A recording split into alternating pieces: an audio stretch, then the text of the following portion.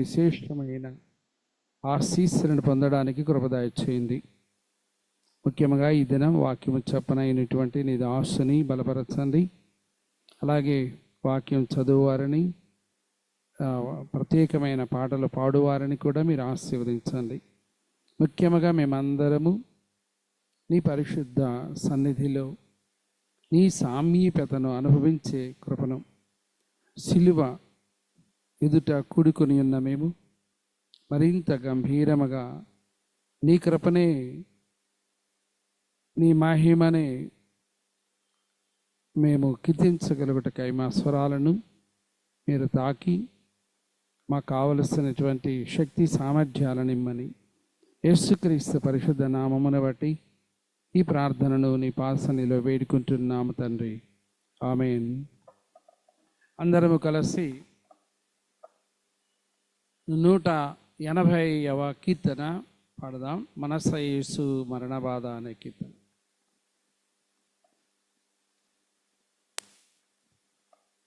మనస యేసు మరణ బాధ లెనసి పాడవే, తన నెనరు జూడవే, యాఘను నిగూడవే, నిన్ను మనుప వచ్చెనను చునమ్మి మదిని వేడవే, అచ్చి పాపములను బాపా వచ్చినాడట, వాకిచ్చి తండ్రితో నాగెత్సెమందునా తాజొచ్చి ఎదను నొచ్చి బాధ హెచ్చుగనెనట, ఆనిషీధ రాత్రి వేళ నార్భటించుచు నయ్యో నరాంతకుల్ చేబుని టెలన్ ఒక కునివాని వలెను గట్టి కొంచుబోయిరా, పట్టి దొంగ వలెను గంత గట్టి కన్నులం మరి గొట్టి చెంపలం వడిదిట్టి నవ్వుచున్, నీను గొట్టి రేవరదియు మాకు చెప్పుమనిరట,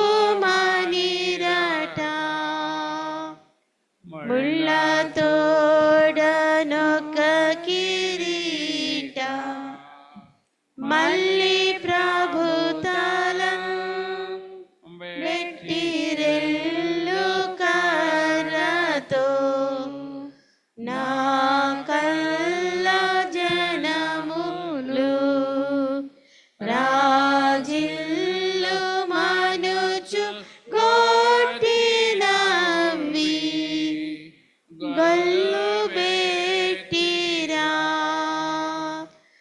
మొయ్యలేక సిల్వ భరము మూర్ఛబోయెనా,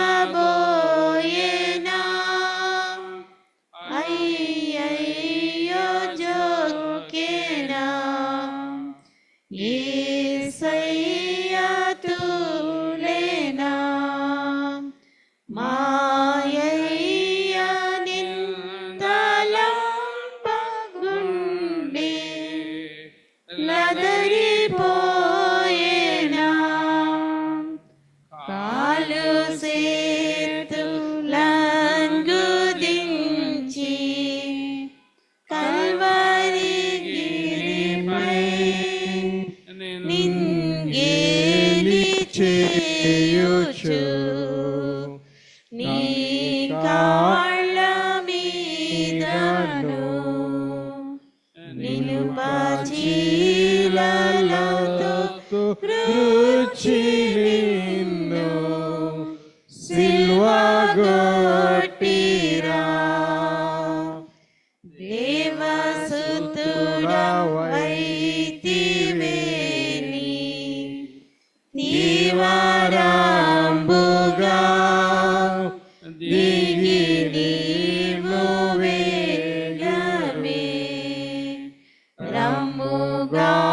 ఉన్నావు మనుచును ఇట్లుగా వరించి పల్కు పగరా కరుణ చూపేవా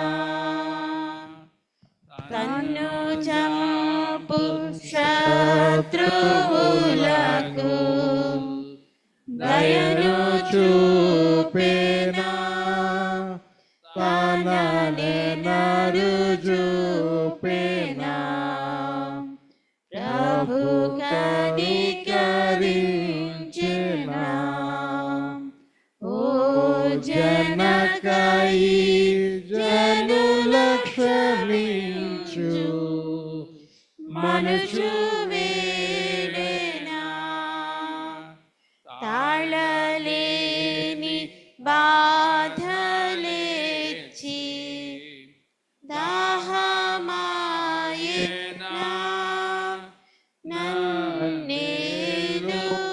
నన్నేలువానికి నా పాలి స్వామికి నేనేల పాపములను చేసి హింసపరచితి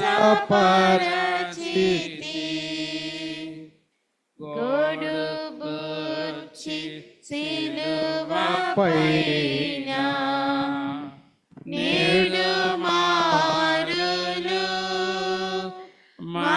మాట్లాడి ప్రేమతో నానాడు శిరమును వంచి నేడు ముగిసే సర్వమనుచు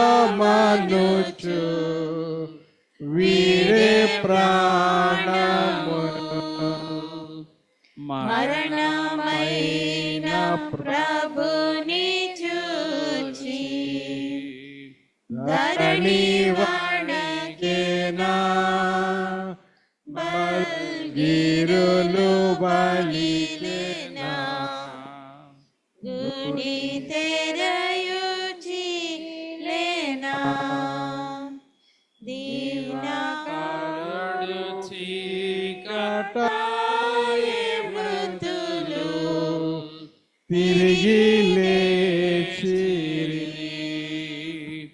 ఎంత జాలి ఎంత ప్రేమ ఇంత శాంతమా నీ అంత కరుణను నే చింత చేయగా నీ వింతలెల్ల నిత్య జీవా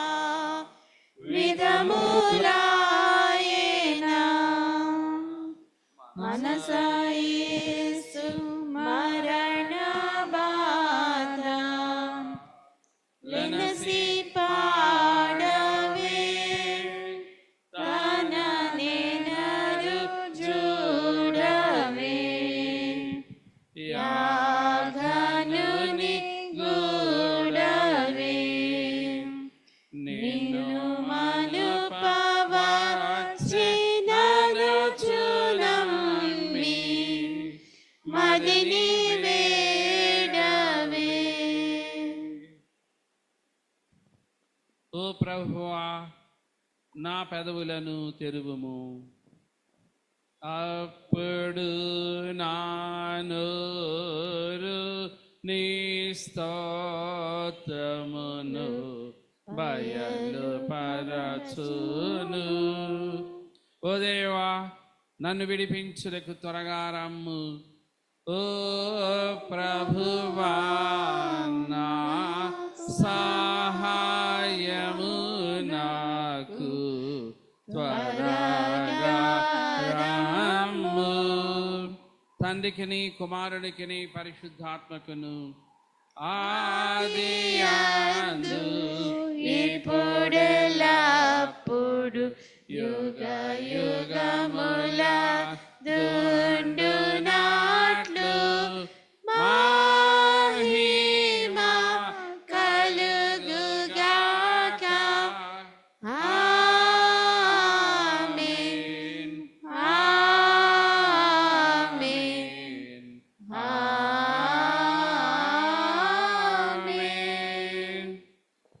కీర్తనల గ్రంథము నుండి సంకీర్తన 32 ఉత్తర ప్రత్యుత్తర రీతిగా చదువుకుందాము.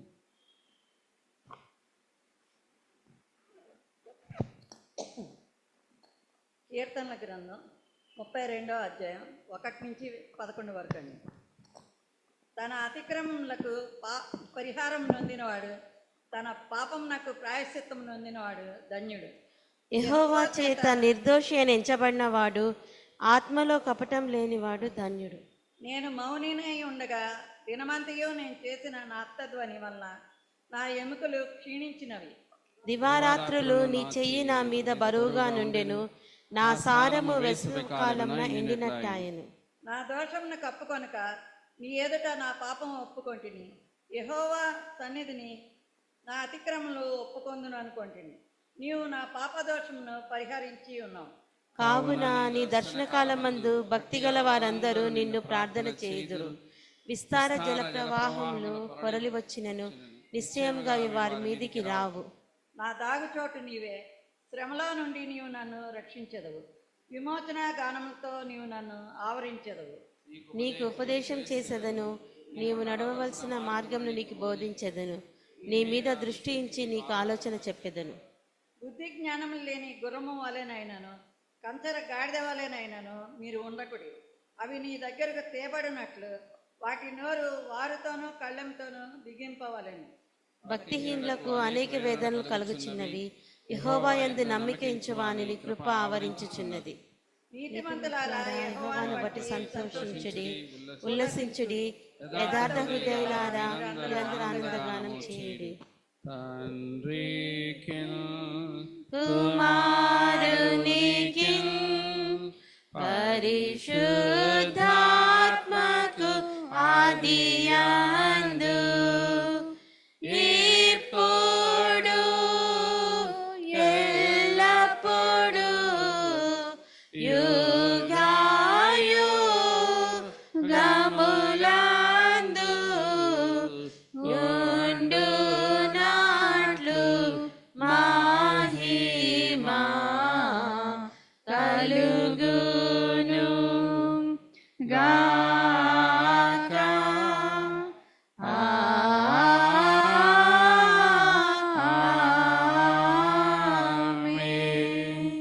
అలాగే నిలిచి ఉండగా జాయిసీ గారు వచ్చి దేవుని వాక్యాన్ని చదవాలని మనం చేస్తున్నాను. మార్కు సువార్త 2వ అధ్యాయము 1వ వచనం నుండి 11వ వచనాలు.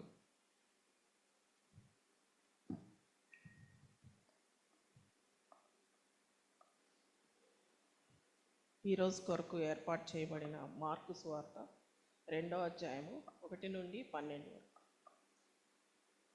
కొన్ని దినములైన పిమ్మట ఆయన మరల కపెర్నహూములోనికి వచ్చెను. ఆయన ఇంట ఉన్నాడని విని వచ్చినప్పుడు అనేకులు కూడి వచ్చిరి కనుక వాకిటనైనను వారికి స్థలం లేకపోయాను. ఆయన వారికి వాక్యం బోధించుచుండగా కొందరు పక్షవాయువు గల ఒక మనిషిని 4 చేత మోయించుకొని ఆయన వద్దకు తీసుకొని వచ్చిరి. చాలామంది కూడి ఉన్నందున వారు ఆయన వద్దకు చేరలేక ఆయన ఉన్న చోటికి పైగా ఇంటి కప్పు విప్పి సందు చేసి పక్షవాయు గలవానిని పరుపుతోనే దింపిరి. యేసు వారి విశ్వాసం చూచి, కుమారుడా, నీ పాపములు క్షమింపబడి ఉన్నవని పక్షవాయు గలవానితో చెప్పాను. శాస్త్రుల్లో కొందరు అక్కడ కూర్చుండి ఉండిరి. వారు, ఇతడు ఇట్లెందుకు చెప్పుచున్నాడు? దేవదూషణ చేయుచున్నాడు కదా. దేవుడొక్కడే తప్ప పాపమును క్షమింపగలవాడెవడని తన హృదయములలో ఆలోచించుకొనిరి. వారు తమలో తాము ఇలాగున ఆలోచించుకొనుట యేసు వెంటనే తన ఆత్మలో తెలుసుకొని, మీరు ఇలాంటి సంగతులు మీ హృదయములలో ఎందుకు ఆలోచించుకొనుచున్నారు? ఈ పక్షవాయు గల వానితో నీ పాపములు క్షమింపబడి ఉన్నవని చెప్పుట సులభమా? నీవు లేచి నీ పరుపెత్తుకొని నడుమని చెప్పుట సులభమా? అయితే పాపములు క్షమించుటకు భూమి మీద మనుష్య కుమారునికి అధికారం కలదని మీరు తెలుసుకొనవలెనని వారితో చెప్పి, పక్షవాయు గలవానిని చూచి, నీవు లేచి నీ పరిపెత్తుకొని ఇంటికి పొమ్మని నీతో చెప్పుచున్నాను. తక్షణమే వాడు లేచి పరిపెత్తుకొని వారందరి ఎదుట నడిచిపోయాను. కనుక వారందరూ విభ్రాంతి నొంది, మనం ఇలాంటి కార్యములను ఎన్నడూ చూడలేదని చెప్పుకొనొచ్చు దేవుణ్ణి మహిమపరచరి. ఈ వాక్యం ఓ ప్రభువా మమ్మల్ని కనికరింపము. దేవునికి స్తోత్రము కలుగును గాక. దయచేసి కూర్చోండి.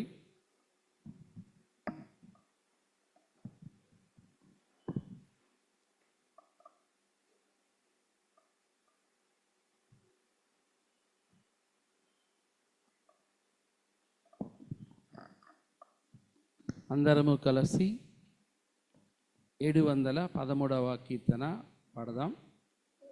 దీనికి ముందుగా ఈ దినం మనకు దేవుని వాక్యం అందించేవారు పాస్టర్ రూబెన్ పాల్ గారు. వారు ఆంధ్ర క్రైస్తవ దైవజ్ఞాన కళాశాలలో BTH 2వ సంవత్సరంలో ట్రైనింగ్ పొందుతూ ఉన్నారు. మరి ఈ దినం మనతో ఉండడం చాలా సంతోషం. మరి దేవుని సేవలో ఉన్న బిడ్డలు ఇలాగున మన సంఘంలో అనేకులు పాల్గొంటున్నారు. దేవునికి మహిమ కలుగును గాక. మనము 713వ కీర్తన పాడిన అనంతరం మరి పాస్టర్ రూబెన్ పాల్ గారు మనకు దేవుని వాక్యం అందిస్తారు.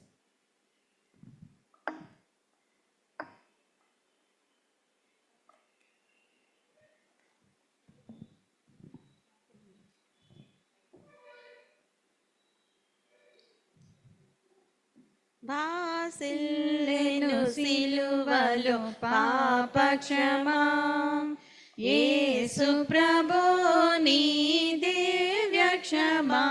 బాసిల్లెను సిలువలో పాపక్షమా, కలువరిలో నా పాపము పొంచి సిలువకు నిన్ను ఆహుతి చేసి, కలువరిలో నా పాపము పొంచి సిలువకు నిన్ను ఆహుతి చేసి, కలుషహరా కరుణించితివి,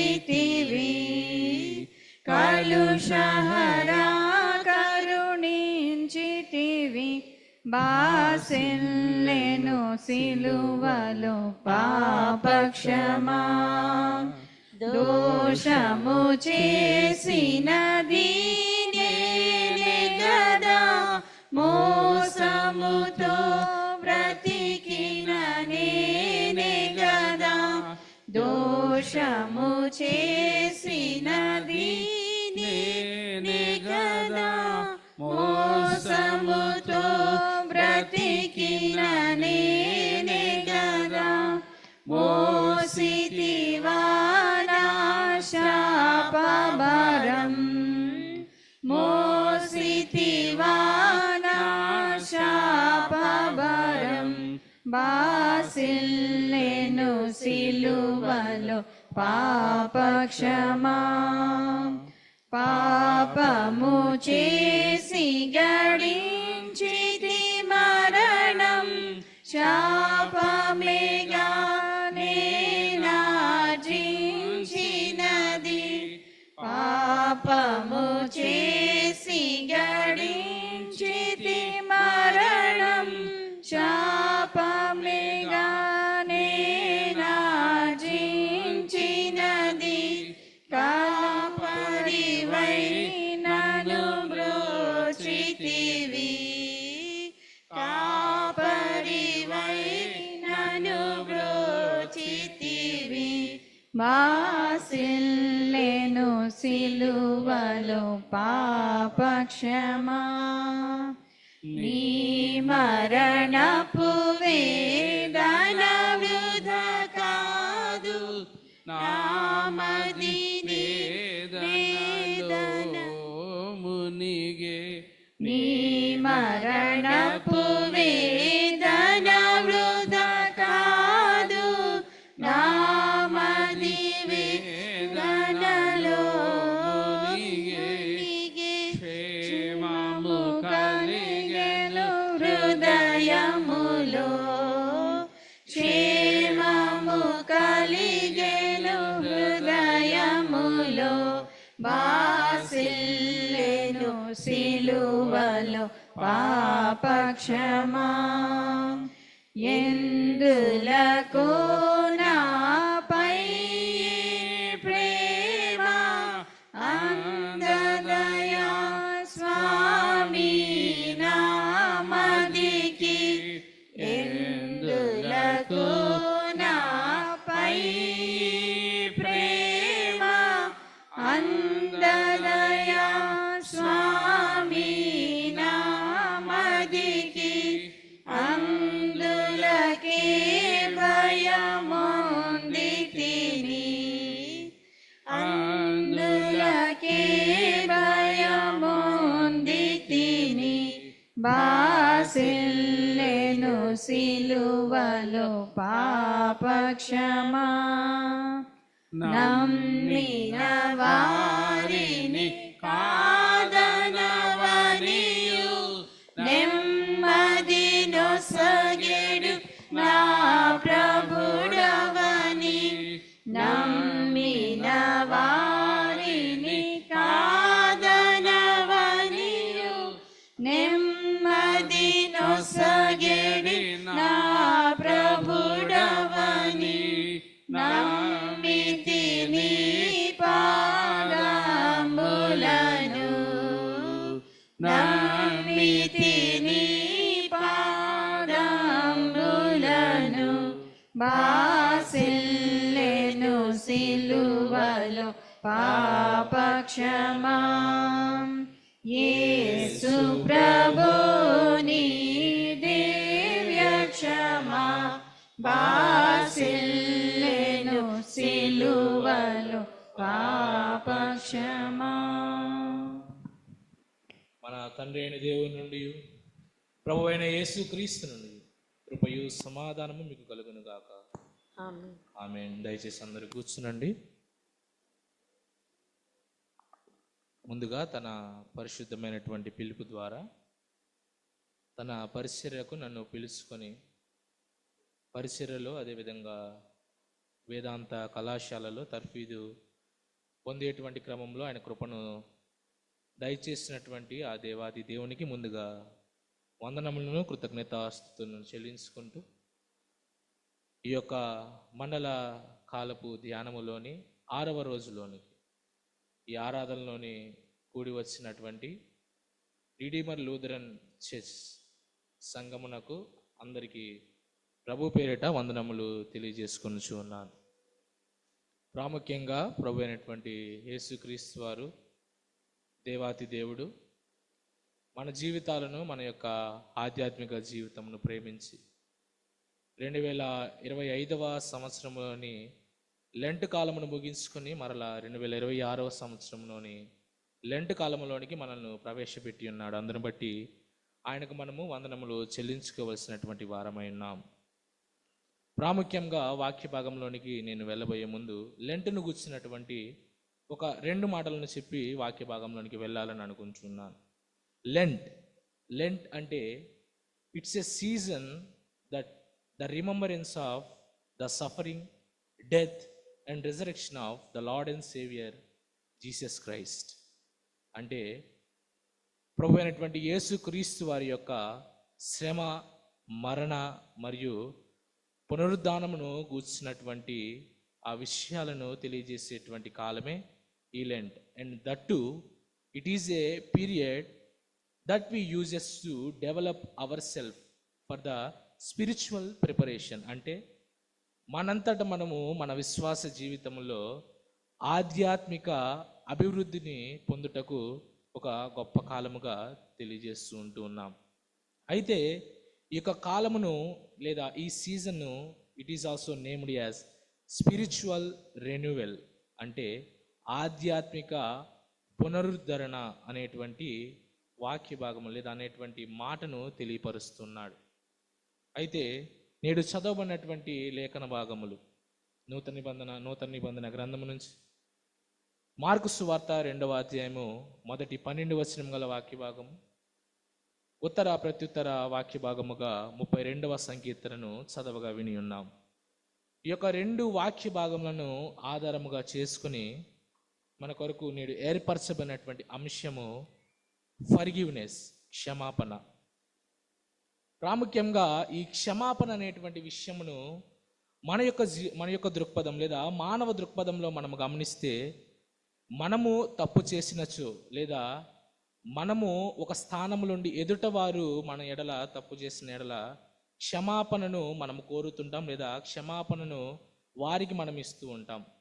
అయితే ఈ క్షమాపణ కూర్చున్నటువంటి మాటను మనము వేదాంత దృక్పథంలో మనం చూస్తే, గ్రీక్ భాషలోని దీనిని అఫేసిస్ అనేటువంటి మాటతో దీన్ని తెలుపుతుంటాడు. అంటే విముక్తిని కలిగించేటువంటిది లేదా విడుదలను కలిగించేటువంటిది ఈ క్షమాపణ అనేటువంటిది తెలియజేస్తూ, అదే విధముగా హిబ్రూ భాషలో సలాజ్ అంటే మన్నించుట అనేటువంటి మాటను తెలియపరుస్తూ ఉన్నాడు. అయితే ఈ ప్రాముఖ్యంగా ఈ మార్కు సువార్త 2వ అధ్యాయము మొదటి 12 వచనము గల వాక్య భాగంలోని సందర్భాన్ని మనం ఒకసారి చూద్దాం. ప్రాముఖ్యంగా మార్కు సువార్త 1వ అధ్యాయంలో ప్రభు అయినటువంటి యేసుక్రీస్తు వారు గలిలయ ప్రాంతమంతయు సంచరిస్తూ సువార్తను ప్రకటిస్తూ ఆయన పలు ప్రదేశములకు వెళ్తున్నట్లుగా మనము చూడగలం. ప్రదేశములకు వెళ్తూ అక్కడ అనేకమైనటువంటి స్వస్థత కార్యములు లేదా అనేకమైనటువంటి అద్భుతాలను కూడా చేయటం మనం చూడగలం. అయితే దాంట్లో కొన్ని ఉదాహరణగా కుష్ఠరోగిని స్వస్థపరచటము, అపవిత్రాత్మ పట్టినటువంటి వారిని స్వస్థపరచటము అనేటువంటి మిగతా మొదలైనటువంటి విషయములను లేదా అద్భుతములను ఆయన చేస్తూ వస్తున్నాడు. అయితే ఆ యొక్క గలిలయ ప్రాంతంలో ఆయన సువార్త ప్రకటిస్తూ ఈ యొక్క అద్భుత కార్యములు చేసిన తరువాత కపెర్నహూములోని ఒక ఇంటి వద్ద ఆయన వాక్యము బోధించుచూ ఉన్నారు. అయితే తను గలిలయ ప్రాంతంలో చేసినటువంటి ఆ యొక్క అద్భుతములను బట్టి, ఆయన చెప్పినటువంటి ఆ యొక్క బోధనలను బట్టి అనేక జన సమూహములు ఆయన వెంట వచ్చి ఆయన బోధలను వినుటకు, ఆయన చేసేటువంటి అద్భుత కార్యములను స్వస్థత కార్యములను చూడటానికి వచ్చినట్లుగా మనము ఈ యొక్క వాక్య భాగంలో చూస్తూ ఉంటాం. అయితే కపెర్నహూములోని ఒక ఇంటి వద్ద ప్రభువైనటువంటి యేసుక్రీస్తు వారు బోధిస్తున్నటువంటి ఆ సందర్భంలో ఆ ఇంటి చుట్టూ ఆ ఇంటి అంతటా జనసమూహము ఉండి ఉన్నారు. అయితే ఒక పక్షవాయువు కలిగినటువంటి వ్యక్తి మనకు అక్కడ కనబడుతూ ఉంటాడు. ఆ వ్యక్తి నలుగురిచ్చే ప్రభువైనటువంటి యేసుక్రీస్తు వారి యొద్దకు తీసుకురాబడినట్లుగా మనం చూస్తూ ఉంటాం. అయితే ఈ యొక్క సందర్భాన్ని మరింతగా మనం అధ్యయనం చేస్తూ లేదా మరింత లోతులోనికి మనము చూస్తూ ఈ యొక్క క్షమాపణ అనేటువంటి అంశము నుండి 3 ప్రాముఖ్యమైనటువంటి విషయాలను మరియు అవి మన జీవితంలో మనము అలవరుచుకోవాల్సినటువంటి విషయాలను నేను మీతో ధ్యానించాలని ఆశపడుతూ ఉన్నాను. అయితే క్షమాపణ అనేటువంటి అంశమును గుర్తు తెచ్చుకుంటూ మనము మొదటిగా చూసేటువంటి మాట overcome the impossibility by faith. అసాధ్యమైనది విశ్వాసముతో జయించడం. అక్కడ మనం గమనించినట్లయితే ఆ పక్షవాయువు కలిగినటువంటి వ్యక్తిని ఒక 4 వ్యక్తులు ప్రభు అయినటువంటి యేసుక్రీస్తు వారి యొద్దకు తీసుకుని వచ్చినట్లుగా మనం చూస్తూ ఉంటాం. గమనించినట్లయితే 2వ అధ్యాయము 5వ వచనంలో యేసు వారి విశ్వాసమును చూచి, కుమారుడా, నీ పాపములు క్షమించబడి ఉన్నవని పక్షవాయువు గల వానితో చెప్పెను. చాలా ఆశ్చర్యమైనటువంటి విషయం ఇది. ఎందుకంటే ఆ పక్షవాయువు కలిగినటువంటి వ్యక్తి ఇంతకుముందు యేసును చూడలేదు, లేదా ప్రభువైనటువంటి యేసుక్రీస్తు వారు కూడా ఆ వ్యక్తి ప్రభువైనటువంటి యేసుక్రీస్తు వారి యొద్దకు తీసుకువస్తారు అని అనుకోవడం లేదేమో. కానీ అంటున్నటువంటి మాట ఏమిటంటే, ఓ యవ్వనుడా లేదా ఓ పక్షవాయువు కలిగినటువంటి వాడా, నేడు నీ పాపములు క్షమించబడి ఉన్నవి. దేనికి క్షమించబడి ఉన్నవి, ఎందుకు క్షమించబడి ఉన్నవి అని మనము చూసినట్లయితే అక్కడ ఉన్నటువంటి ఆ 4 వ్యక్తుల విశ్వాసము ద్వారా ఆ యొక్క వ్యక్తి పాపములు క్షమించబడి ఉన్నవని చెప్తున్నట్లుగా మనం చూడగలం. అయితే నిస్సహాయ స్థితిలో ఉన్నటువంటి ఆ వ్యక్తి, ఏ పని చేయలేనటువంటి స్థితిలో ఉన్నటువంటి ఆ వ్యక్తి, స్వస్థత కలిగించుకొనుటకు అవకాశం ఉన్నా కానీ క్రీస్తు యొద్దకు వెళ్ళలేనటువంటి వ్యక్తి, పక్షవాయు కలిగినటువంటి వ్యక్తి లెగుస్తారా? లెగవలేడు.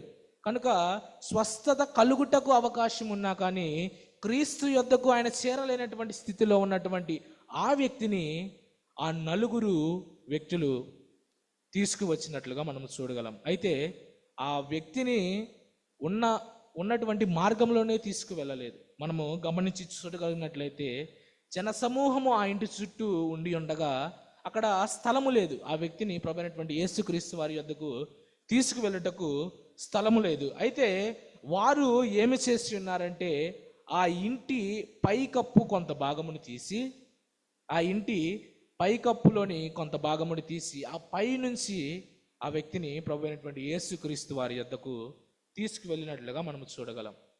అయితే ఆ యొక్క విశ్వాసము ఆ వ్యక్తులలో మనకు కనబడుతూ ఉంటుంది. ఎందుకంటే ప్రభువైనటువంటి యేసుక్రీస్తు వారు అంటున్నారు కదా, వారి విశ్వాసమును చూసి తన యొక్క పాపములు క్షమించబడి ఉన్నవని అంటూ ఉన్నారు.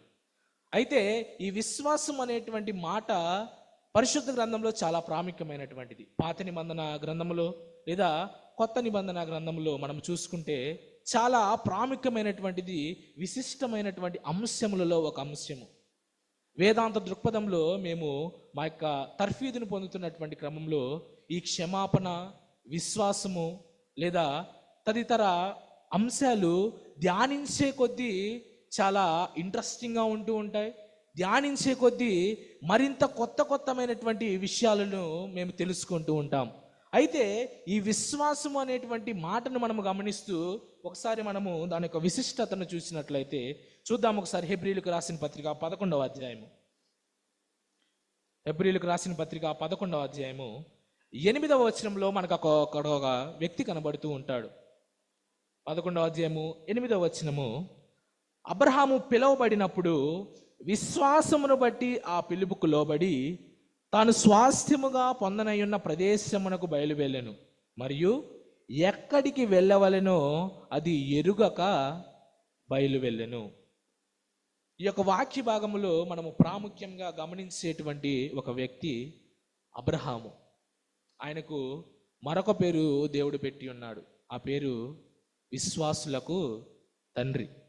అయితే దేవాది దేవుడైనటువంటి యెహోవా దేవుడు, తండ్రి అయినటువంటి దేవుడు ఆ కాలములో అబ్రహామును ఇలా ఒక ప్రదేశమునకు నీవు వెళ్ళాలి, ఆ ప్రదేశము నీకు స్వాస్థ్యముగా నేను ఇస్తాను, ఆ ప్రదేశమునకు వెళ్ళాలంటే అబ్రహాము ఒకవేళ నేను తండ్రి అయినటువంటి దేవుడు చెప్తున్నటువంటి మాటను వింటే లేదా ఆ మాటను విని ఎడల నేను ఏమవుతానో నాకైతే తెలియదు, కానీ ఆయన ఆజ్ఞను నేనైతే గైకొనాలి, ఆయన ఆజ్ఞను నేనైతే గైకొనాలని విశ్వాసముతో ప్రభువైనటువంటి యేసుక్రీస్తు వారి యొక్క తండ్రి అయినటువంటి దేవుడు యెహోవా దేవుని యొక్క ఆజ్ఞను పాటించి విశ్వాసముతో ప్రభువైనటువంటి యేసుక్రీస్తు వారి యొక్క తండ్రి అంటే యెహోవా దేవుడు చూపించేటువంటి ప్రదేశమునకు ఆయన బయలు వెళ్ళాడు.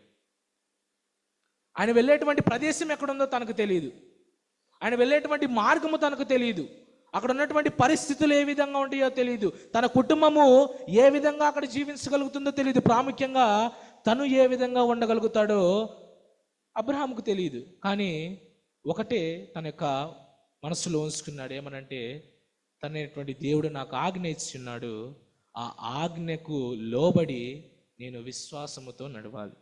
విశ్వాసంతో నడిచి ఉన్నాడు, విశ్వాసంతో దేవుని నమ్మి ఉన్నాడు, ఆయన ఆజ్ఞలను నమ్మి ఆ మార్గంలో నడిచి ఉన్నాడు. కేవలం అబ్రహాము మాత్రమే ఆశీర్వదించబడలేదు, తన కుటుంబం ఆశీర్వదించబడింది, తన సంతానము ఆశీర్వదించబడింది, అదేవిధంగా తను విశ్వాసులకు తండ్రిగా పేరు పొంది ఉన్నాడు. అయితే ఇక్కడున్నటువంటి ఈ నలుగురు వ్యక్తుల యొక్క విశ్వాసమును బట్టి ఆ వ్యక్తి క్షమించబడి ఉన్నాడు. అయితే రోమన్ క్యాథలిక్ సంఘంలోని పోప్ అయినటువంటి పోప్ ఫ్రాన్సిస్ ఒక చక్కటి మాటను ఒక కౌన్సిల్లో తెలియజేస్తూ ఉంటాడు, లేదా ఒక సభలో తెలియజేస్తూ ఉంటాడు. ఏమనంటే, rivers do not drink their own water, నదులు అనేటువంటివి వాటి నీరు అవే తాగవు. Trees do not eat their own fruit, చెట్లు అనేటువంటివి తన చెట్టుకు వచ్చినటువంటి ఫలమును తాను తినలేదు. The sun doesn't shine itself, సూర్యుడు తన కోసము తాను ప్రకాశించడు. Living for others is the rule of nature, ఒకరి కొరకు జీవించడం అనేటువంటిది సృష్టి యొక్క నియమము. We all are born to help each other and forgive one another. మనందరము ఒకరినొకరు ప్రేమించుకొనుటకు, ఒకరినొకరు సహాయపడుటకు, ఒకరినొకరు క్షమాపణ లేదా ఒకరినొకరు క్షమించుటకు మనము జన్మించి ఉన్నాము. అయితే life is good when you are happy. నీవు ఆనందంగా ఉంటే నీ జీవితము బాగుంటుంది. But much better when others are happy because of you. నీవు ఆనందంగా ఉంటే నీ జీవితం బాగుంటుంది, కానీ నీ ద్వారా మరొకరు ఆనందముగా ఉండగలుగుతున్నారంటే దానికంటే నీ జీవితము బాగుంటుంది, నీ జీవితం ఆశీర్వదించబడుతున్నటువంటి చక్కటి మాటను తెలియజేస్తున్నారు. ఇక్కడ ఆ 4 వ్యక్తుల యొక్క విశ్వాసము ద్వారా ఆ పక్షవాయువు కలిగినటువంటి వ్యక్తి స్వస్థపరచబడి ఉన్నాడు. అయితే మన జీవితంలో మనము ఎటువంటి విశ్వాసమును కలిగి ఉన్నాం? మనము ఎటువంటి విశ్వాసమును కలిగి ఉన్నామని మనలో మనము ప్రశ్న వేసుకోవాల్సినటువంటి అవసరం ఉంది ప్రియులారా. దేవుడు చెప్పినటువంటి ఆజ్ఞలను మేము పాటిస్తున్నామా? లేదా కొన్నిసార్లు జీవితంలో అపజయములు వస్తుంటాయినా కానీ విశ్వాసముతో ముందుకు కొనసాగితే మనమే ఆశీర్వదించబడతాం కాకుండా మనతో పాటు మన కుటుంబం ఆశీర్వదించబడుతుంది, మన తోటి వారు ఆశీర్వదించబడతారనేటువంటి మాటను తెలియజేస్తున్నాను. రెండవ మాటగా overcome the blame by courage, అంటే నిందను ధైర్యంతో ఎదుర్కోవాలి. మొదటిగా అసాధ్యమైన వాటిని విశ్వాసంతో ఎదుర్కోవాలి. రెండవదిగా నిందను ధైర్యముతో ఎదుర్కోవాలి. ప్రాముఖ్యంగా ఈ మార్కు సువార్త 2వ అధ్యాయము 1 నుండి 12 వచనం గల వాక్య భాగమును మనము మత్తయి సువార్త 9వ అధ్యాయంలో కూడా మనం గమనించి ఉండవచ్చు. అయితే మత్తయి సువార్త 9వ అధ్యాయము 4వ వచనము మనం ఒకసారి గమనించినట్లయితే 9వ అధ్యాయము 4వ వచనము, మీ హృదయంలో దురాలోచనలు చేయుచున్నారా అని ఒక ప్రశ్న వేసినట్లుగా అక్కడ మనం చూడగలం. ఆ యొక్క సందర్భాన్ని మనము గమనించి ఆ వాక్య భాగాన్ని చూస్తే సేమ్ ఇక్కడ మార్కు సువార్తలో ఏ విధంగా ఉందో ఈ కాంటెక్స్టే మనము మత్తయి సువార్తలో కూడా చూడవచ్చు. అయితే మార్కు సువార్త 2వ అధ్యాయము 6-7 వచనముల్లో ప్రభు అయినటువంటి యేసు క్రీస్తు వారు ఆ పక్షవాయువు కలిగినటువంటి వ్యక్తితో నీ పాపములు క్షమించబడి ఉన్నవన్నప్పుడు అక్కడ ఉన్నటువంటి శాస్త్రులు ఏం చేస్తున్నారంటే ఈయన ఎలా క్షమిస్తూ ఉంటాడు అంటే, ఈయన మనుషుల్ని ఏ విధంగా క్షమిస్తున్నాడు, ఈయన దైవదూషణ చేయుచున్నాడా అని తమ మనస్సులో తాము అనుకుని సుండిరి. మనం ఒకసారి చూసినట్లయితే 2వ అధ్యాయము మార్కు సువార్త 2వ అధ్యాయము 6-7 వచనముల్లో చూస్తే శాస్త్రులలో కొందరు అక్కడ కూర్చుని ఉండిరి. వారు ఇతడు ఇట్లెందుకు చెప్పుచున్నాడు, దైవదూషణ చేయుచున్నాడు కదా అని దేవుడు ఒక్కడే తప్ప పాపమును క్షమించగలవాడెవడని తమ హృదయములలో ఆలోచించుకొనుచు ఉన్నారు. అవును, వారికి అదొక సందేహముగా ఉండిపోయింది.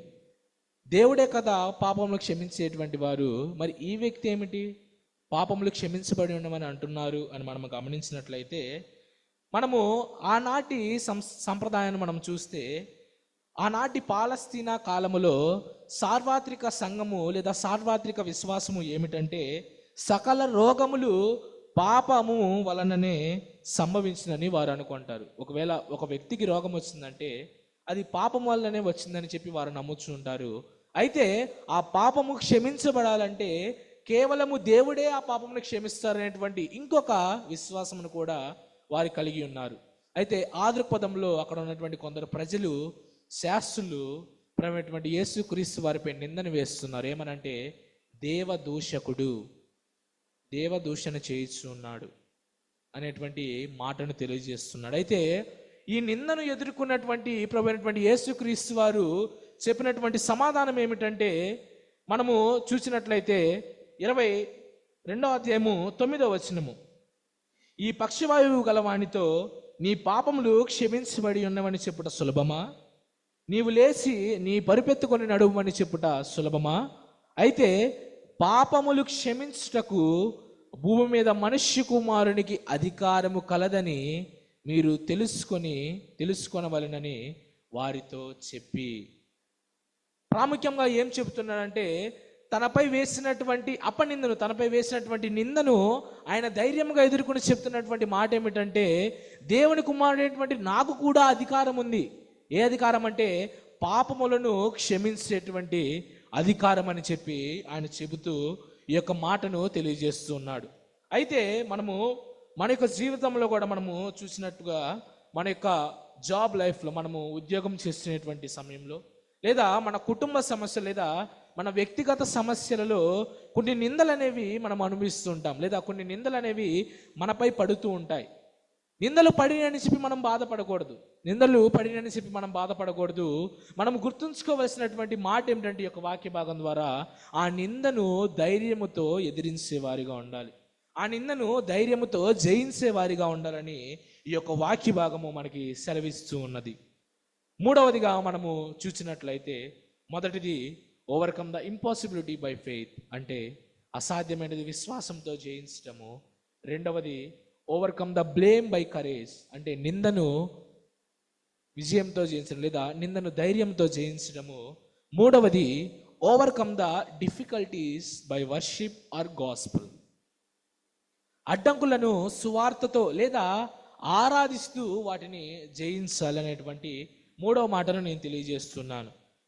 రెండవ అధ్యాయము 12వ వచనంలో మనము చూస్తే, చివరి భాగములో, మనం ఇలాంటి కార్యములు ఎన్నడూ చూడలేదని చెప్పుకొనుచు దేవునిని మహిమపరిచిరి అనేటువంటి మాటను అక్కడ మనకు తెలియజేస్తున్నాడు.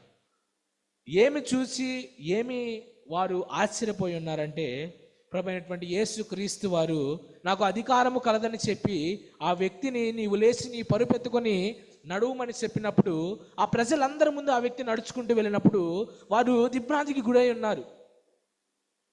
వారు ఆశ్చర్యానికి గురయ్యి, ఏమిటి ఈ కార్యము, ఇది మేము ఎన్నడూ చూడలేదని ఒకరితో ఒకరు చెప్పుకొనుచు అనేకులకు ఆ విషయాన్ని చెప్పుచు, అంటే క్రీస్తు యొక్క స్వస్థత కార్యమును అనేకులకు తెలియపరుస్తూ ఆయనను ఆరాధించేటువంటి వారుగా, ఆయనను మహిమపరిచేటువంటి వారుగా అక్కడ ప్రజలు ఉండి ఉన్నారు. మనం గమనించినట్లయితే చదవబడినటువంటి సంకీర్తన 32వ సంకీర్తన మనం ఒకసారి గమనించినట్లయితే, అక్కడ దావీదు మహారాజు ఆ యొక్క కీర్తనను ఒక పేరుతో పిలువబడినట్లుగా మనం చూడగలం. ఏమిటంటే దైవ ధ్యానము అనేటువంటి ఆ యొక్క పేరుతో పిలువబడినట్లుగా మనం చూడగలం. అయితే ఈ కీర్తనలో ఏముందని మనం గమనించినట్లయితే, దావీదు భక్తుడు అనేకమైనటువంటి నిందలు ఎదుర్కొని ఉన్నాడు. అనేక సార్లు ఆయన శ్రమ నొంది ఉన్నాడు. అయితే ఆ శ్రమలను గూర్చి ప్రభువుకు ప్రార్థిస్తూ, ఆ శ్రమలను గూర్చి, ఆయన నిందలను గూర్చి ప్రభువుకు చెప్తూ ఆ యొక్క కీర్తన రచిస్తూ చెప్తున్నటువంటి మాట ఏమిటంటే, 5వది, నా దోషమును కప్పుకొనక నా ఎదుట నా పాపము ఒప్పుకొంటిని, యెహోవా సన్నిధిని నా అతిక్రమమును ఒప్పుకొందును అనుకొంటిని, నీవు నా పాప దోషమును పరిహరించి ఉన్నావు. ఈ యొక్క మాటను మనం చూసినట్లయితే మన ఆంధ్ర ఇవాంజలికల్ లూథరన్ సంఘ ఆరాధనలో కూడా మనం చూస్తూ ఉంటాం. నీవు నా పాప దోషమును పరిహరించి ఉన్నావు. నిందలు అవమానాలు ఎదుర్కొన్నటువంటి ఆ జీవితమును ప్రభువైనటువంటి యేసుక్రీస్తు వారికి, తనైనటువంటి దేవునికి తాను చెబుతూ ఆ కీర్తనను రచిస్తూ అంటున్నటువంటి మాట ఏమిటంటే, నేను అనేకమైనటువంటి నిందలు ఎదుర్కొని ఉన్నా కానీ నీవు నా పాప దోషములను క్షమించి ఉన్నావు, పరిహరించి ఉన్నావు అనేటువంటి మాటను తెలియజేస్తున్నట్లుగా మనం చూడగలం. అయితే మనము ఈ యొక్క వాక్య భాగమును మనము చూస్తున్నటువంటి క్రమంలో ఈ 3 ఉపాంశములు మనకు చాలా అనూహ్యమైనటువంటి రీతిలో మనకు జీవితంలో జరుగుతూ ఉంటాయి. అనేకమైనటువంటి నిందలు మన జీవితంలో వస్తూ ఉంటాయి. కొన్నిసార్లు అసాధ్యము అయినటువంటి పనులను మనం ఎదుర్కొంటూ ఉంటాం. కొన్నిసార్లు అనేకమైనటువంటి కష్టాలను ఎదుర్కొంటూ ఉంటాం. Even in our job life or individual life or a family life, ఈ యొక్క జీవితంలో మనం ఎదుర్కొంటూ ఉంటాం. అయితే చెబుతున్నటువంటి మాట ఏమిటంటే, మన ప్రభువైనటువంటి అయినటువంటి యేసుక్రీస్తు వారు మనము ఎటువంటి పాపము చేసినప్పటికీ ఆయన క్షమించుచున్నాడు. అయితే పాపమును బట్టే క్షమించడం లేదు, కానీ ప్రాముఖ్యంగా విశ్వాసమును బట్టి ఈ యొక్క వాక్య భాగంలో క్షమిస్తున్నాడు.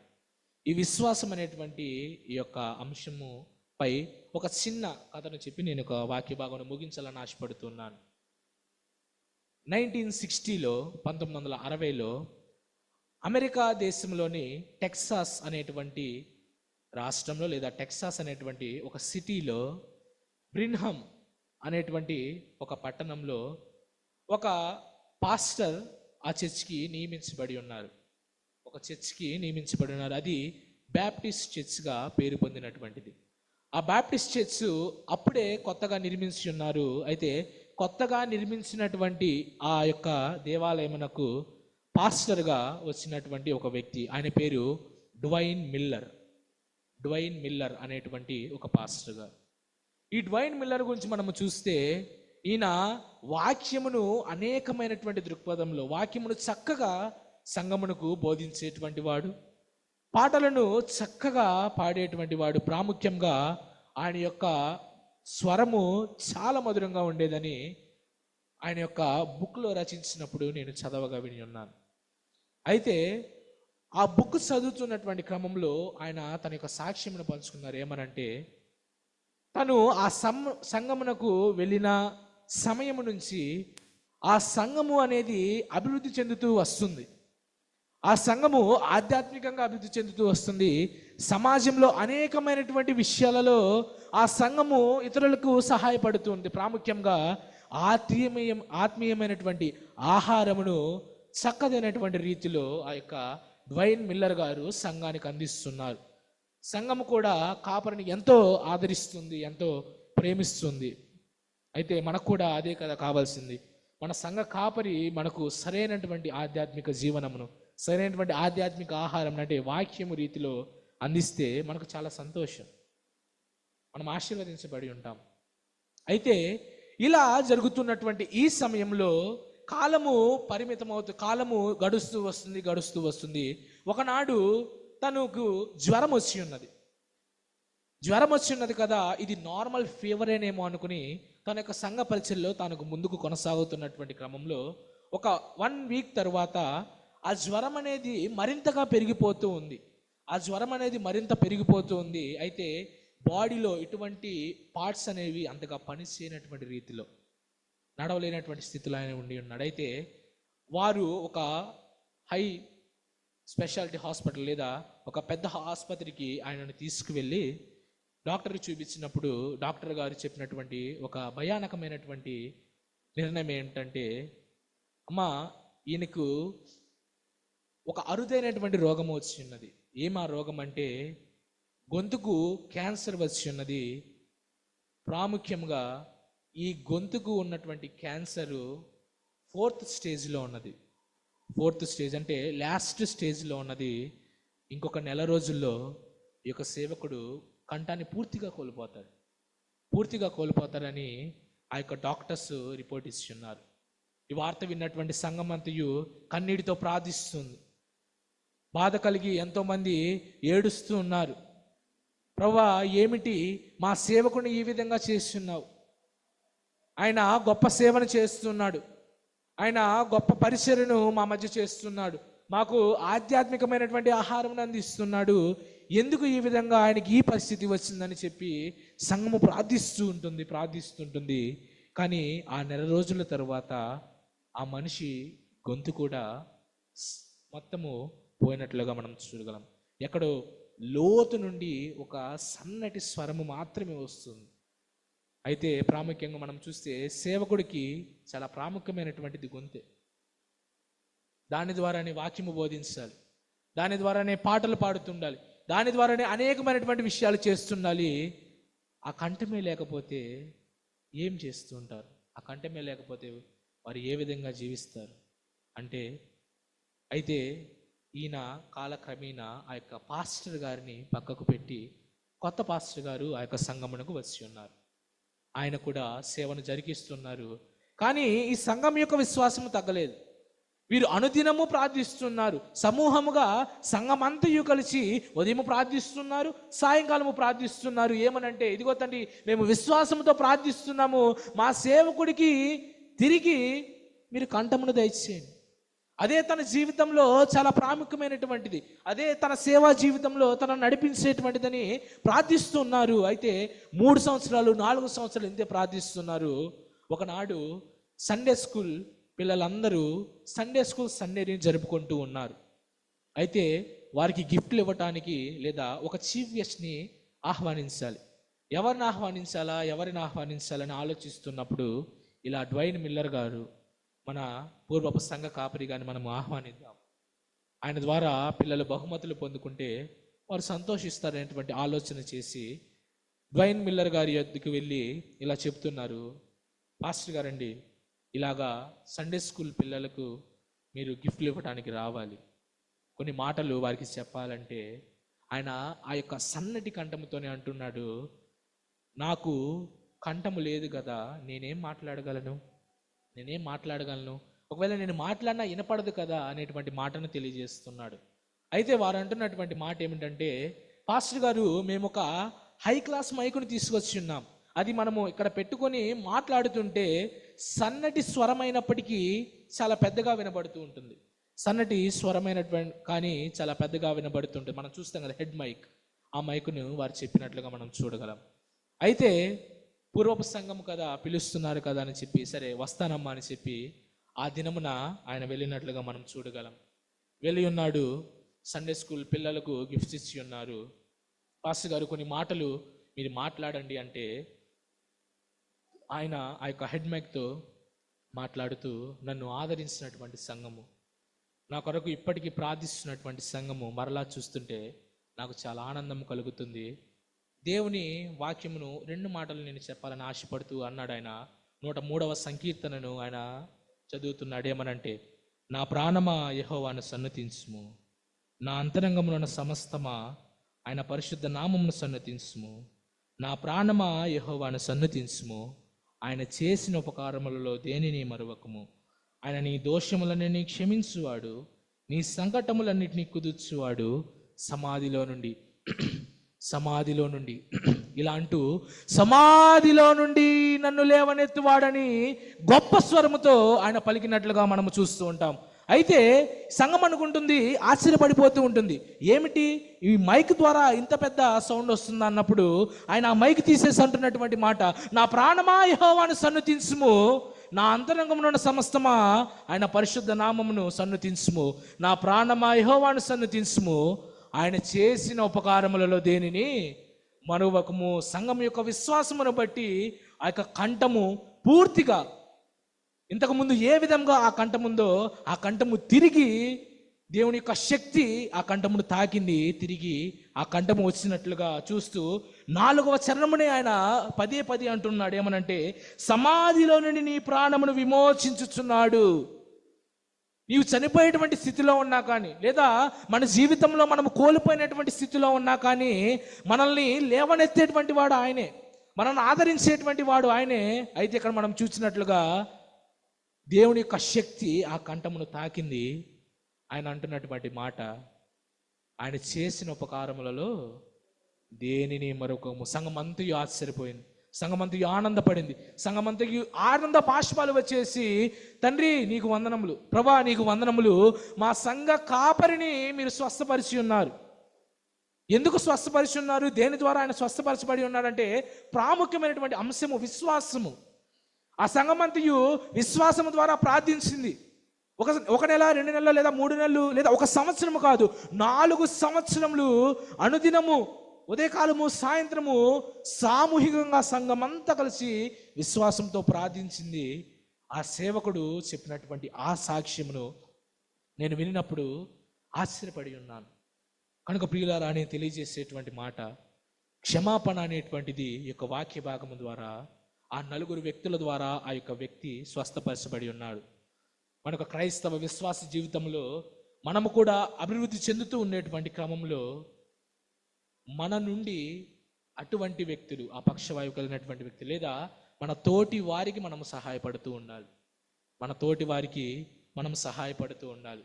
ఆయన సేవను మనం చక్కగా జరిగిస్తూ ఉండాలి. కేవలం సంఘ కాపులు లేదా కేవలం దైవ సేవకులు మాత్రమే సువార్తను ప్రకటించేటువంటి వారు కాదు, అందరూ సువార్త ప్రకటించాలి. జనములందరికీ ప్రభువైనటువంటి యేసుక్రీస్తు వారు ఇచ్చినటువంటి ఆజ్ఞ, గొప్ప ఆజ్ఞ ఏమిటంటే, సర్వలోకమునకు వెళ్ళి సర్వ సృష్టికి సువార్తను ప్రకటించుడి, సువార్తను ప్రకటించినటువంటి మాటను తెలియజేస్తున్నాడు. అయితే ఆంధ్ర క్రైస్తవ కీర్తనలో ఒక చక్కటి కీర్తనలో ఒక చరణం ఉంటుంది, 82వ కీర్తనలో మనకు జ్ఞాపకం చేస్తూ ఉంటాడు.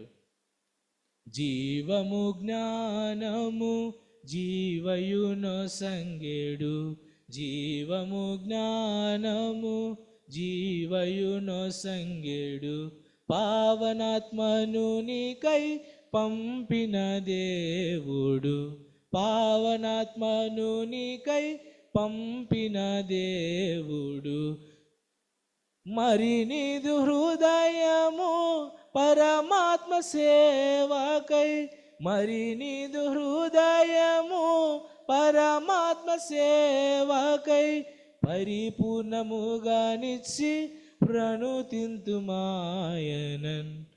నుతిజేయను లేవే యో మనసా, నుతిజేయను లేవే. ఈ యొక్క చరణంలో తెలియజేస్తున్నటువంటి మాట ఏమిటంటే, యేసుక్రీస్తు యొక్క సువార్త కోపమును శాంతిగా మార్చుతుంది, భయమును ధైర్యముగా మార్చుతుంది, ప్రాముఖ్యంగా పాప బంధకముల నుండి విముక్తినిచ్చేటువంటి ఒక రక్షణ కవచమై ఉన్నది సువార్త అనేటువంటి మాటను తెలియజేస్తున్నాడు. అయితే సువార్తను మనం ఏ విధంగా ప్రకటించాలంటే, ఒక మాటను ఒక వ్యక్తి అంటూ ఉంటాడు, నన్ను నమ్మకమైన వానిగా ఎంచినందుకు ఆయనకు నేను రుణస్థులనై ఉన్నాను. ఎవరంటే అపోస్తలుడైనటువంటి పౌలు. రోమా సామ్రాజ్యంలో ఒక అధికారిగా ఉంటూ యూదులను ప్రజలను ఎంతో హింసించేటువంటి వాడు. అటువంటి వ్యక్తిని మార్చి గొప్ప సేవ చేయుటకు దేవుడు ప్రలోభించి ఉన్నాడు, గొప్ప సేవ చేయుటకు దేవుడు పిలుచుకుని ఉన్నాడు. అయితే అటువంటి సేవ కాకపోయినా మనము ప్రాముఖ్యంగా మన తోటి వారికి మనం సహాయపడుతూ ఉండాలి. మన విశ్వాసమును బట్టి మన యొక్క కుటుంబము కూడా ఆశీర్వదించబడుతుంది అనేటువంటి మాటను నేను తెలియజేస్తున్నాను. కనుక ప్రియమైనటువంటి దేవుని సంగమా, దేవుని బిడ్డలారా, ఈ శ్రమల కాలములో లేదా ఈ మండల కాలములో 6వ రోజులోనికి మనం వచ్చి ఉన్నాం. మరొక 34 రోజులు మనము ఈ యొక్క వాక్య భాగమును వింటూ ఉంటాం. అయితే ఈ శ్రమల కాలములో మనము ఆధ్యాత్మికంగా మనలో మనము పునరుద్ధరించుకుంటూ ఆత్మీయ ఆహారాన్ని ఆలకిస్తూ ఆ వాక్యానుసారంగా నడుచుటే దేవుని యొక్క కర్తవ్యం. అందుకని నీ కొరకు నా కొరకు ఆయన శిలువలో శ్రమనొందినవాడు ఆయన. కనుక ఆ యొక్క విషయమును మనం అనుదినము జ్ఞాపకము చేసుకుంటూ ఆ యొక్క విషయమును అనుదినము మనము మన యొక్క మనస్సుల్లో ఉంచుకుంటూ మనకు ముందు కొనసాగాలి.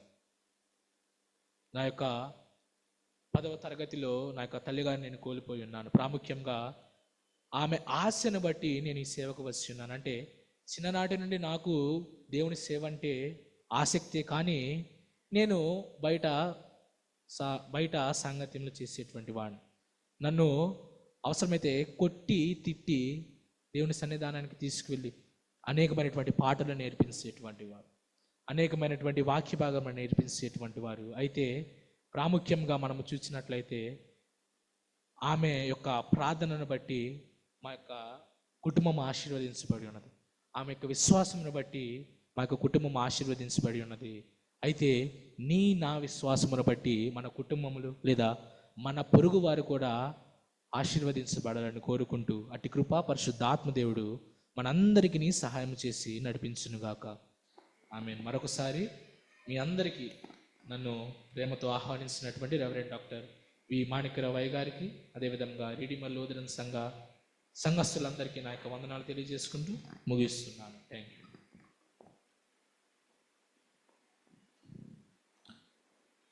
శ్రీ ఆనంద్ గారు వచ్చి ఒక ప్రత్యేకమైన పాట పాడాలని కోరుతున్నాను.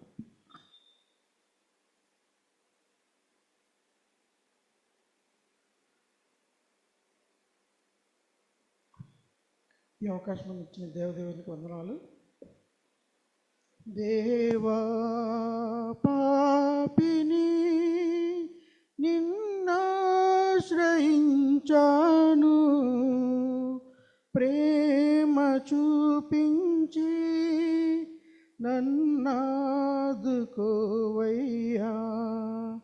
దేవా పాపిని అపరాధినై అంధుడనై అపవాదితో అనుచరునై అపరాధినై అంధుడనై అపవాదితో అనుచరునై సంచరించితి చీకటిలో వంచన చేసితి ఎందరినో వంచన చేసితి ఎందరినో దేవా పాపిని నిన్నాశ్రయించాను ప్రేమ చూపించి నన్నాదుకోవయ్యా దేవా పాపిని కలువరిలో సిలువంద కలవరముంది జగమంతా కలువరిలో సిలువంద కలవరముంది జగమంతా పాపినైన నా కొరకు మరణమునే భరించితివి మరణమునే జయించితివి దేవా పాపిని నిన్నాశ్రయించాను ప్రేమ చూపించి నన్నాదుకోవయ్యా దేవా పాపిని. హల్లెలూయా.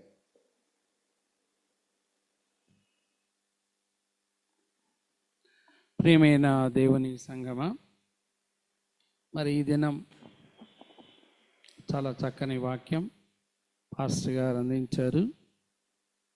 మరి వారికి మన సంఘం తరపున నా తరపున హృదయపూర్వక వందనాలు తెలియజేస్తున్నాను. ఈ దినం ఉత్తర ప్రత్యుత్తర రీతిగా వాక్యాన్ని మనతో కూడా చదివినటువంటి మంజుల గారికి, అలాగే దేవుని వాక్య భాగాన్ని మార్కు సువార్త 2వ అధ్యాయం 1 నుంచి 12 వరకు చదివినటువంటి మరి జాయ్సీ గారికి, అలాగే చక్కని పాట మనం పాడగా విన్నాం మరి ఆనంద గారికి నా హృదయపూర్వకమైన వందనాలు తెలియజేస్తున్నాను. ఈ దినం ఆరాధన పాల్గొన్న వారందరికీ కూడా హృదయపూర్వకమైన వందనాలు తెలియజేస్తున్నాను. ఈ దినం మనకు సంఘం ఏర్పాటు చేసినటువంటి బ్రేక్ఫాస్ట్ ఉంది అని మీకు తెలియజేస్తున్నాను. అందరము లేచి నిలబడిన ఎడల ప్రార్థన.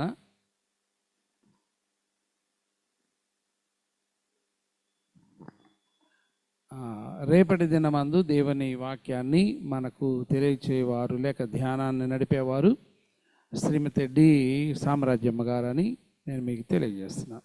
ప్రార్థన ప్రభు ప్రార్థన ఆశీర్వాదంతో సెలవుచ్చుకుందాం.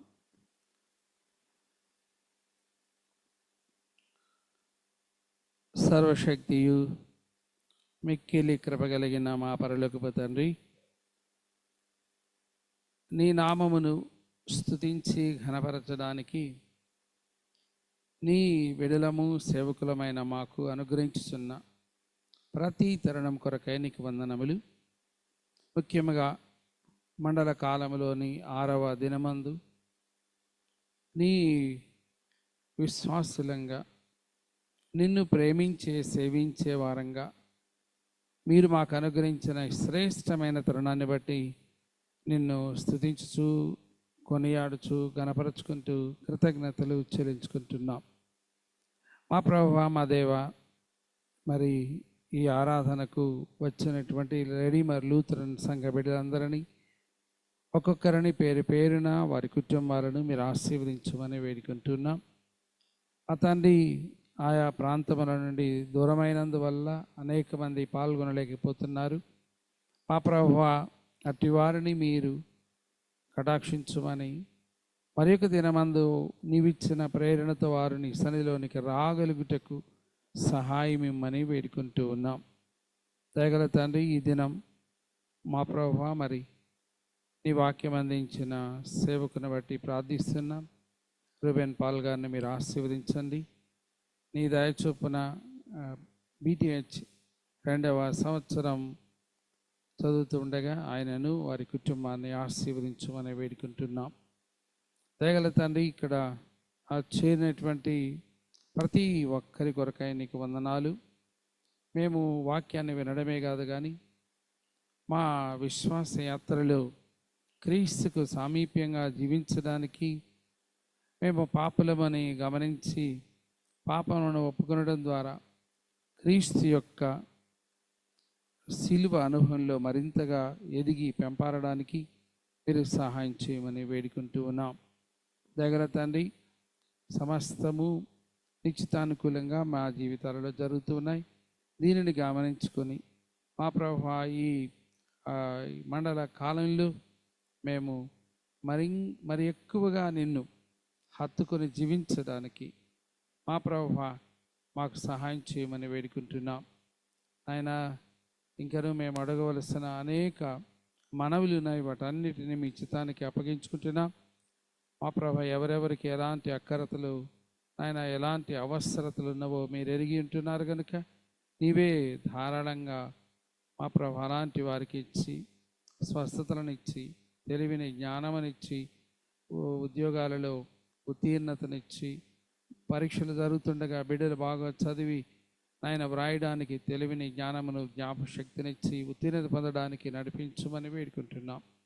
దగ్గర తండ్రి, ఇంకను మా ప్రభువా మా సంఘం ముఖ్యంగా ఆధ్యాత్మికంగా అంచెలంచెలుగా బలపడడానికి మీ సహాయం ఇమ్మని వేడుకుంటూ నాయన మరి ఈ సంఘంలో నాయకత్వంలో ఉన్న వారందరిని పేరు పేరున ఆశీర్వదించమని నీ కృపాచిత్తానికి మమ్మల్ని అప్పగించుకుంటూ యేసుక్రీస్తు పరిశుద్ధ నామమును బట్టి ఈ ప్రార్థనను నీ పాసనిలో వేడుకుంటున్నాము తండ్రి.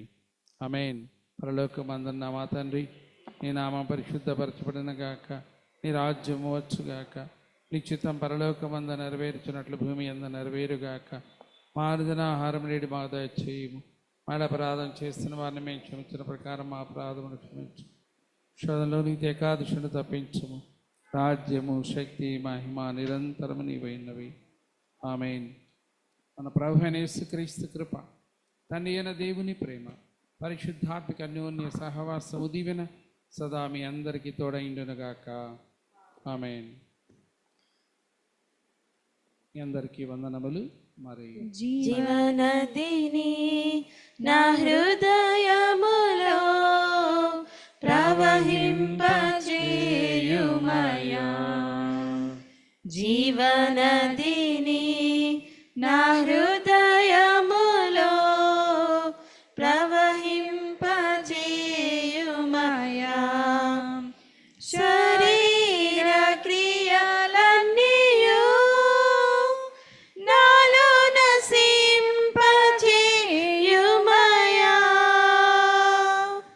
శరీర క్రియలన్నీయు నాలో నశింపజేయుమయా,